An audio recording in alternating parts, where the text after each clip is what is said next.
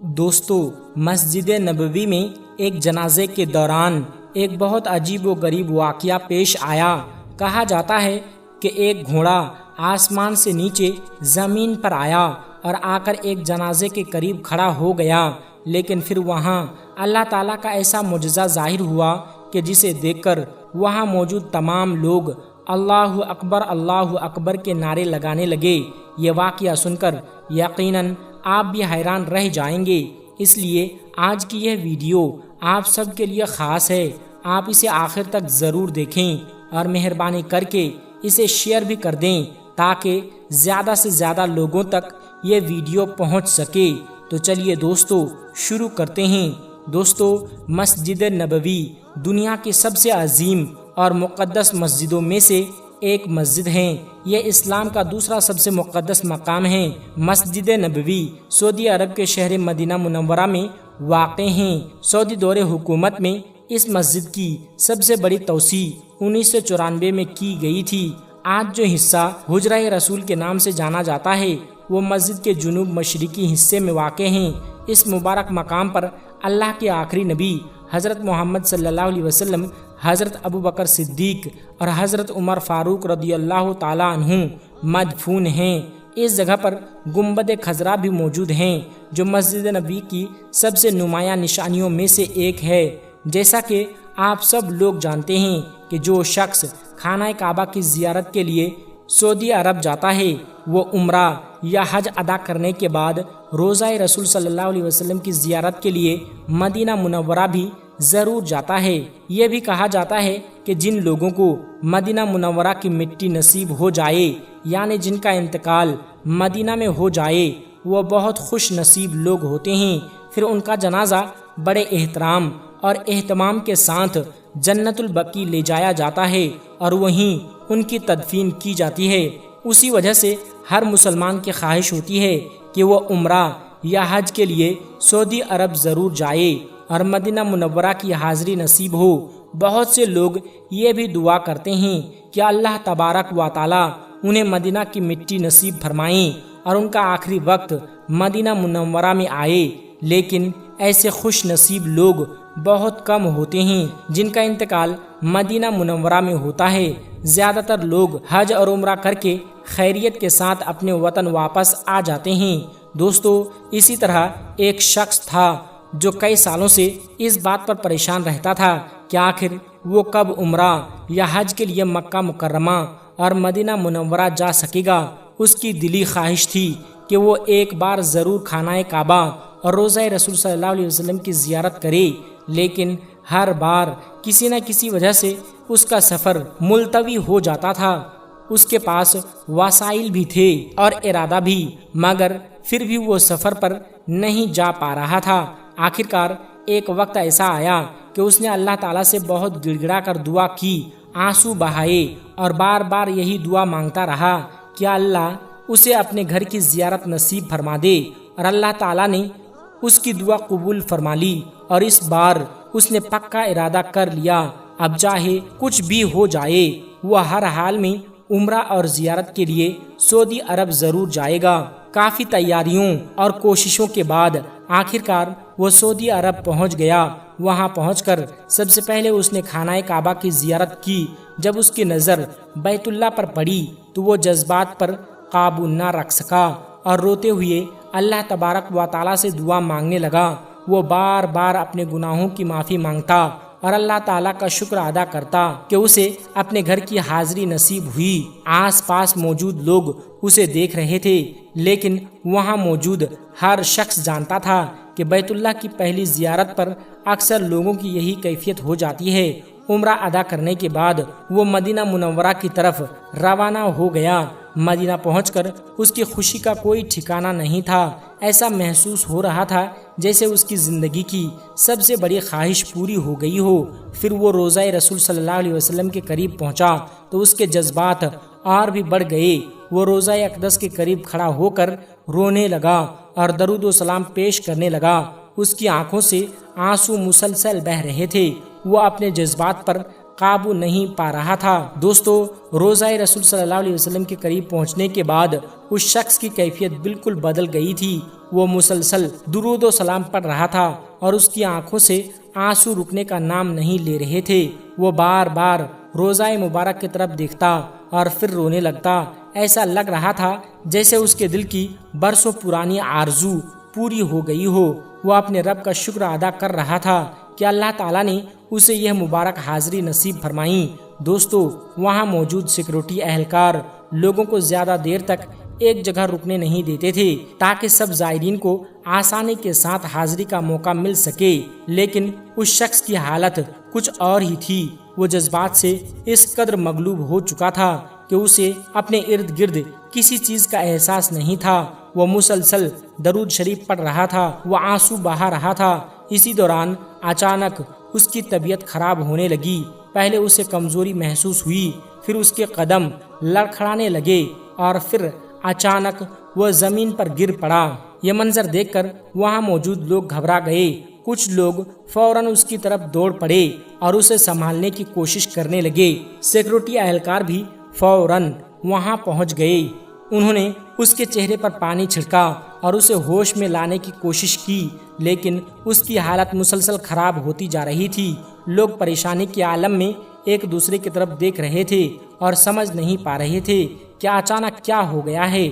کچھ دیر پہلے وہ بالکل ٹھیک تھا، پھر اچانک اس کی حالت اتنی خراب کیسے ہو گئی؟ سیکورٹی اہلکاروں نے مزید وقت ضائع کیے بغیر فوراً ایمبولینس کو بلایا۔ چند ہی لمحوں میں طبی عملہ وہاں پہنچ گیا اور اسے فوری طور پر اسپتال منتقل کر دیا گیا۔ دوستو، اسپتال پہنچنے کے بعد ڈاکٹروں نے اس کا مکمل معائنہ کیا۔ ڈاکٹر مسلسل اس کا علاج کر رہے تھے، لیکن اس کی حالت انتہائی تشویشناک بتائی جا رہی تھی۔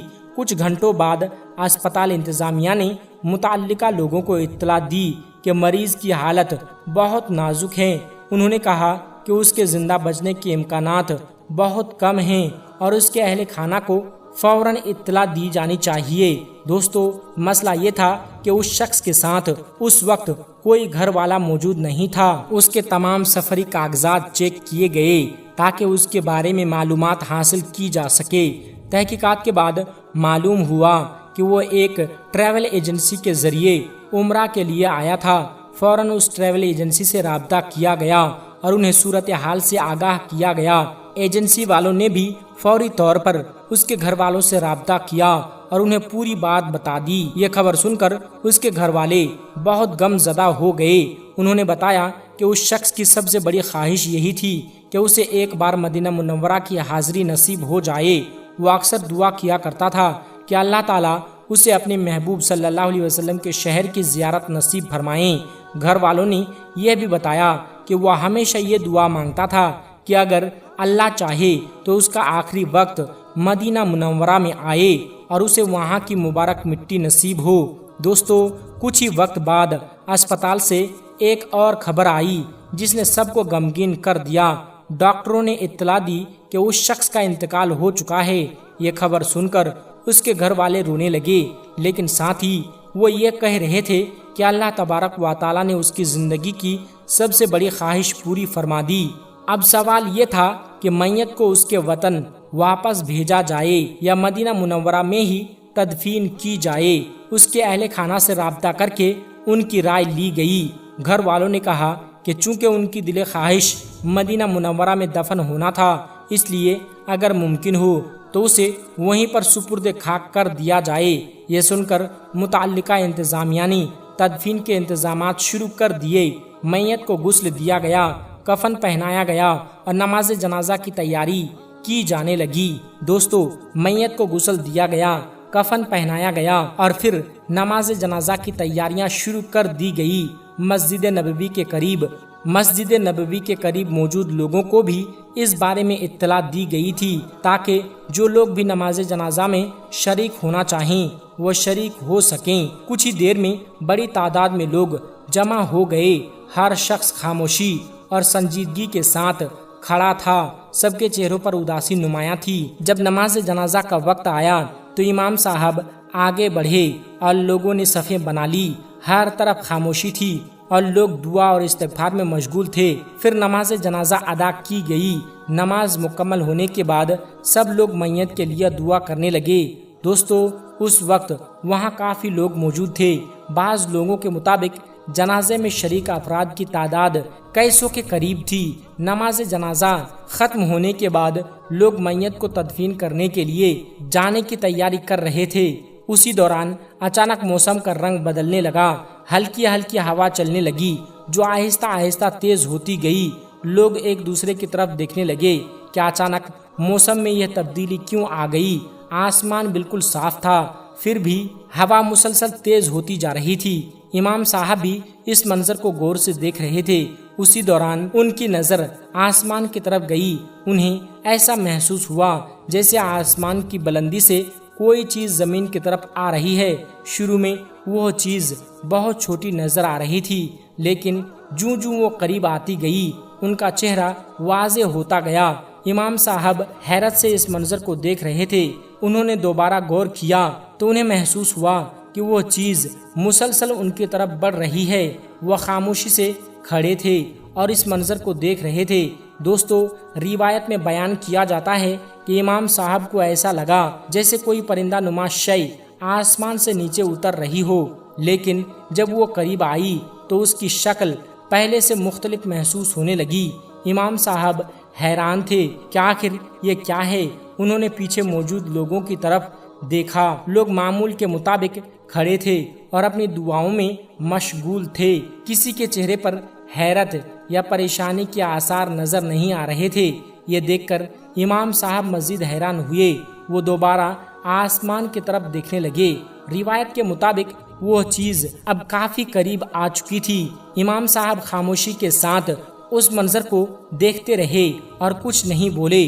وہ سمجھ نہیں پا رہے تھے کہ یہ حقیقت ہے یا ان کی آنکھوں کا وہم، لیکن ان کے مطابق وہ منظر مسلسل ان کے سامنے موجود تھا۔ دوستو، جنازہ اب وہی موجود تھا اور لوگ تدفین کی تیاری کر رہے تھے۔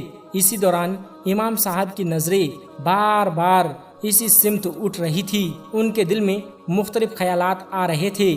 وہ مسلسل اللہ تبارک و تعالیٰ کا ذکر کر رہے تھے۔ وہ خاموشی کے ساتھ دعا کرتے رہے اور اس منظر کو دیکھتے رہے۔ کچھ لمحے اس کیفیت میں گزر گئے۔ پھر تدفین کے لیے لوگوں کو اشارہ کیا کہ جنازہ اٹھانے کا وقت ہو چکا ہے۔ لوگ آگے بڑھے اور میت کو اپنے کندھوں پر اٹھانے لگے۔ ہر طرف درود و سلام کی صدائیں سنائی دے رہی تھی۔ لوگ انتہائی ادب اور احترام کے ساتھ جنازے کے ساتھ چل رہے تھے۔ دوستو، پھر نہایت ادب اور احترام کے ساتھ جنازے کو اپنے کندھوں پر اٹھا کر جنت البقیع کی طرف لے جانے لگے۔ ہر طرف درود و سلام کی صدائیں گونج رہی تھی۔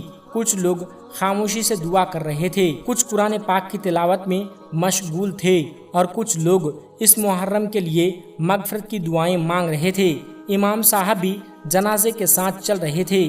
ان کے چہرے پر ایک عجیب سی سنجیدگی اور اطمینان نظر آ رہا تھا۔ دوستو، وہ مسلسل اللہ تعالیٰ کا ذکر کر رہے تھے۔ وہ دل ہی دل میں دعا مانگ رہے تھے۔ جنازہ آہستہ آہستہ جنت البقیع کی طرف بڑھ رہا تھا۔ لوگوں کے دلوں میں اس شخص کے لیے ہمدردی اور محبت کے جذبات موجود تھے، کیونکہ سب لوگ جانتے تھے کہ اس کی سب سے بڑی خواہش مدینہ منورہ کی حاضری اور یہی دفن ہونا تھی، اور اب اللہ تعالیٰ نے اس کی یہ خواہش پوری فرما دی۔ دوستو، جنت البقیع پہنچنے کے بعد تدفین کے انتظامات مکمل کیے گئے۔ قبر تیار تھی اور لوگ خاموشی کے ساتھ کھڑے تھے۔ پھر میت کو نہایت احترام کے ساتھ قبر کے قریب لایا گیا۔ اس موقع پر ہر شخص کی آنکھیں نم تھی۔ لوگ بار بار مرحوم کے لیے مغفرت اور جنت کی دعا کر رہے تھے۔ پھر آہستہ آہستہ میت کو قبر میں اتارا گیا۔ قبر میں اتارتے وقت بھی لوگ درود شریف پڑھتے رہتے تھے اور اللہ تبارک و تعالیٰ اس کے لیے آسانی کی دعا مانگتے رہتے تھے۔ جب تدفین مکمل ہو گئی تو تمام حاضرین نے ہاتھ اٹھا کر دعا کی۔ امام صاحب نے بھی مرحوم کے لیے خصوصی دعا کی اور اللہ تعالیٰ سے عرض کیا، اے اللہ، اگر یہ تیرا نیک بندہ تھا تو اس کے درجات بلند فرما، اور اگر اس سے کوئی کوتاہی ہوئی تو اسے اپنے فضل و کرم سے اسے معاف فرما دے۔ دوستو، دعا کے بعد لوگ آہستہ آہستہ واپس جانے لگے، لیکن امام صاحب کچھ دیر وہیں کھڑے رہے۔ وہ اس پورے واقعے کے بارے میں سوچتے رہے اور اللہ تعالیٰ کا شکر ادا کرتے رہے۔ ان کے دل میں یہی خیال آ رہا تھا کہ اللہ تعالیٰ اپنے بندوں پر کس قدر مہربان ہے۔ کبھی کبھی ایک انسان پوری زندگی کسی ایک دعا کے لیے انتظار کرتا رہتا ہے اور پھر اللہ تبارک و تعالیٰ ایک لمحے میں اس کی خوشی پوری فرما دیتا ہے۔ دوستو، اس شخص کی بھی یہی خواہش تھی کہ اسے مدینہ منورہ کی حاضری نصیب ہو، اور اگر ممکن ہو تو اسے مدینہ کی مٹی نصیب ہو، اور آخرکار اللہ تعالیٰ نے اس کی یہ دعا قبول فرما لی۔ یہی وجہ تھی کہ وہاں موجود لوگ اس واقعے کو ایک خوش نصیبی اور اللہ تعالیٰ کی رحمت کی نشانی سمجھ رہے تھے۔ دوستو، اس واقعے سے ہمیں یہ سبق ملتا ہے کہ انسان کو کبھی اللہ تبارک و تعالیٰ کی رحمت سے مایوس نہیں ہونا چاہیے۔ اگر دعا سچے دل سے مانگی جائے تو اللہ تبارک و تعالیٰ ضرور سنتا ہے، کبھی فوراً قبول فرما دیتا ہے اور کبھی بہتر وقت پر اس کا بہترین بدلہ عطا فرما دیتا ہے۔ اس لیے ہر حال میں اللہ تعالیٰ پر بھروسہ رکھنا چاہیے اور نیک اعمال کرتے رہنا چاہیے۔ دوستو، حضور اکرم صلی اللہ علیہ وسلم کے روضہ مبارک کے اوپر جو ابھار نظر آتا ہے اس کے بارے میں بہت سے لوگوں کی مختلف رائے ہیں۔ کچھ لوگ کہتے ہیں یہ کسی شخص کی قبر ہے، جبکہ کچھ لوگوں کا کہنا ہے کہ یہ ایک چھوٹی سی کھڑکی ہے۔ لیکن دوستو، جب گنبد خضرا کے اوپر موجود اس ابھار کے بارے میں تحقیق کی گئی تو ایسے حیران کن حقائق سامنے آئیں جنہیں سن کر آپ کا ایمان تازہ ہو جائے گا۔ آج کی اس ویڈیو میں ہم اسی موضوع پر بات کریں گے، اس لیے آپ سے گزارش ہے کہ اس ویڈیو کو آخر تک ضرور دیکھیے گا، اور اگر آپ کو اپنے پیارے نبی حضرت محمد صلی اللہ علیہ وسلم سے سچی محبت ہے تو ویڈیو کو لائک بھی ضرور کیجیے گا۔ دوستو، بعض لوگ یہ دعویٰ کرتے ہیں کہ گنبد خضرا کے اوپر جو ابھار نظر آتا ہے وہ کسی شخص کی قبر ہے، یہاں تک کہ کچھ لوگ اس بنیاد پر گنبد خضرا کے بارے میں نامناسب باتیں بھی کرتے ہیں۔ ان کا کہنا ہے کہ اگر وہاں کسی کی قبر ہے تو پھر وہ زمین پر ہونی چاہیے، اوپر کیوں ہے؟ استغفر اللہ۔ جب یہ باتیں سامنے آئیں تو بہت سے لوگوں کو حیرت ہوئی اور انہوں نے اس کی حقیقت جاننے کی کوشش کی۔ ایک شخص نے اس معاملے پر تحقیق شروع کی اور اپنے ایک اہل سنت دوست سے اس بارے میں پوچھا۔ اس دوست نے ایک پرانا واقعہ بیان کیا کہ سعودی دور کے آغاز میں ایک شخص گنبد خضرا پر چڑھا تھا اور کہا جاتا ہے کہ وہ اسے نقصان پہنچانا چاہتا تھا، لیکن اللہ تعالیٰ کو یہ منظور نہ تھا۔ کچھ لوگوں نے یہ قصہ بیان کیا کہ اس شخص پر بجلی گری اور وہ وہیں پر فوت ہو گیا۔ پھر اسے نیچے اتارنے کی کوشش کی گئی لیکن کامیابی نہ ہوئی، اس لیے اسے وہیں دفن کر دیا گیا۔ لیکن تحقیق کرنے والے شخص کو یہ بات بالکل درست نہ محسوس ہوئی۔ اسے یقین نہیں آ رہا تھا کہ روضہ رسول صلی اللہ علیہ وسلم کے اوپر کسی کی قبر ہو سکتی ہے۔ اس نے مزید تحقیق کی اور مدینہ منورہ کے کئی لوگوں سے پوچھا، حتیٰ کہ مسجد نبوی کی انتظامیہ سے وابستہ بعض افراد سے بھی رابطہ کیا گیا، لیکن کسی نے بھی اس ابھار کو قبر قرار نہیں دیا۔ سب لوگ یہی کہتے رہے کہ انہیں اس بارے میں صحیح معلومات نہیں ہے۔ پھر تحقیق کے دوران ایک تاریخی کتاب میں یہ واقعہ ملا کہ گنبد خضرا کو نقصان پہنچانے کی کوشش کرنے والے ایک نہیں بلکہ دو لوگ تھے، اور وہ اوپر نہیں بلکہ نیچے گر کر ہلاک ہوئے تھے۔ ان پر بجلی گرنے کا کوئی ذکر نہیں ملتا۔ اس سے یہ بات واضح ہو گئی کہ اوپر کسی قبر کے ہونے والی بات کی کوئی مضبوط تاریخی بنیاد موجود نہیں ہے۔ تحقیق کے دوران ایک حدیث بھی سامنے آئی جس میں ذکر ہے کہ مدینہ منورہ میں قحط پڑ گیا تھا۔ لوگوں نے حضرت عائشہ صدیقہ رضی اللہ تعالی عنہا سے دعا کی درخواست کی۔ آپ رضی اللہ تعالی عنہا نے فرمایا کہ رسول اللہ صلی اللہ علیہ وسلم کی قبر مبارک کے اوپر ایسی جگہ کھول دو جہاں سے آسمان نظر آئے اور درمیان میں کوئی پردہ نہ ہو۔ راوی بیان کرتے ہیں کہ اس کے بعد خوب بارش ہوئی اور زمین سرسبز ہو گئی۔ اسی روایت کے بنیاد پر بعض علماء کا خیال ہے کہ گنبد خضرا کے اوپر موجود ابھار دراصل ایک کھڑکی یا روشن دان کی شکل ہو سکتا ہے، نہ کہ کسی شخص کی قبر۔ دوستو، تحقیق ابھی یہی ختم نہیں ہوئی تھی۔ اس معاملے کی حقیقت جاننے کے لیے مزید کھوج جاری رہی۔ ایک شخص نے اپنے ایک سعودی دوست سے بھی اس بارے میں بات کی جو کئی سالوں سے مدینہ منورہ میں رہ رہا تھا۔ جب اسے گنبد خضرا کے اوپر موجود اس ابھار کی تصویر دکھائی گئی تو وہ بھی حیران رہ گیا، لیکن جب اسے بتایا گیا کہ کچھ لوگ اسے کسی شخص کی قبر کہتے ہیں تو وہ فوراً بولا کہ یہ کیسے ممکن ہے؟ کیا روضہ رسول صلی اللہ علیہ وسلم کے اوپر کسی اور کی قبر ہو سکتی ہے؟ یہ بات عقل اور دل دونوں قبول نہیں کرتے۔ اس کے بعد اس شخص نے وعدہ کیا کہ وہ اس معاملے پر مزید معلومات حاصل کرے گا اور بعد میں جواب دے گا۔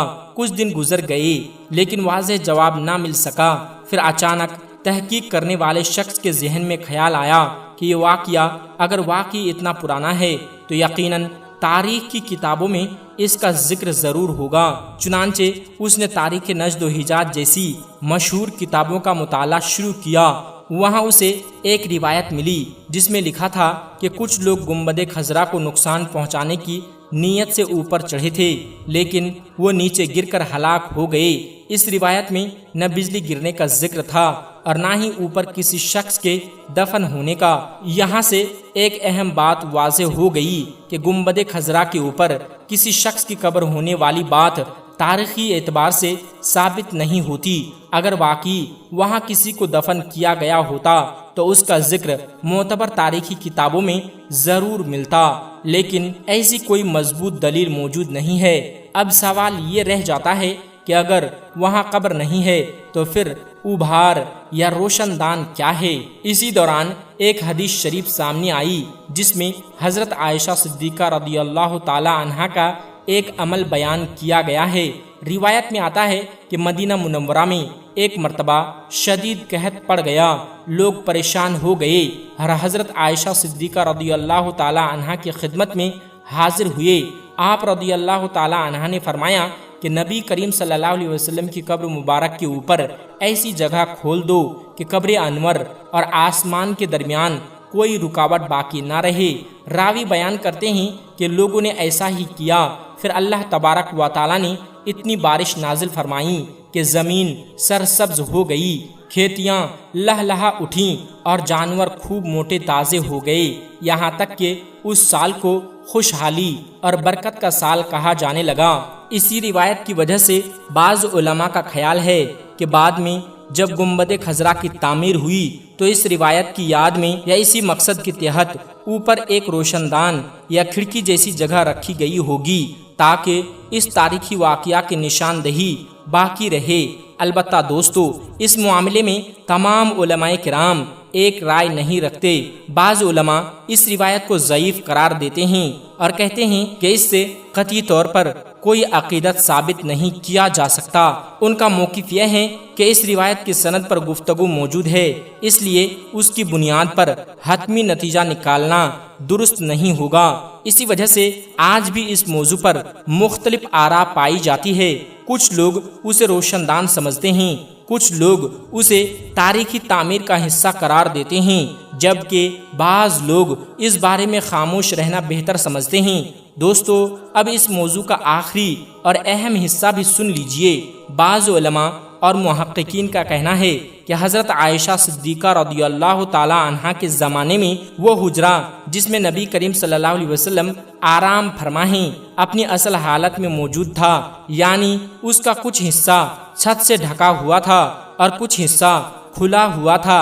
صحیح بخاری کی بعض روایات سے معلوم ہوتا ہے کہ حضور اکرم صلی اللہ علیہ وسلم کے وصال مبارک کے بعد بھی ایک عرصے تک حجرہ مبارک کی ساخت میں کوئی بڑی تبدیلی نہیں کی گئی تھی۔ اسی لیے بعض علماء کہتے ہیں کہ اگر اس وقت حجرے کا کچھ حصہ کھلا ہوا ہوتا تو پھر الگ سے سوراخ یا کھڑکی بنانے کی ضرورت نہیں پیش آتی۔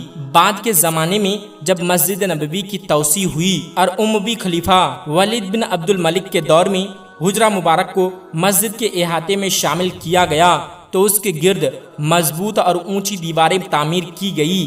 ان دیواروں کا مقصد روضہ اقدس کی حفاظت اور احترام تھا تاکہ کوئی شخص بے ادبی یا نقصان پہنچانے کی کوشش نہ کر سکے۔ تاریخ کی کتابوں میں یہ بھی ذکر ملتا ہے کہ بعد کے ادوار میں مختلف سلاطین اور حکمرانوں نے مسجد نبوی اور گنبد خضرا کی کئی مرتبہ مرمت اور تزئین و آرائش کروائی۔ وقت کے ساتھ تعمیرات میں تبدیلیاں بھی آتی رہی، لیکن روضہ رسول صلی اللہ علیہ وسلم کی حفاظت ہمیشہ سب سے اہم معاملہ رہی۔ اس لیے آج جو ابھار یا روشن دان گنبد خضرا کے اوپر نظر آتا ہے، اس کے بارے میں مختلف آراء موجود ہیں۔ کچھ لوگ اسے روشنی اور ہوا کے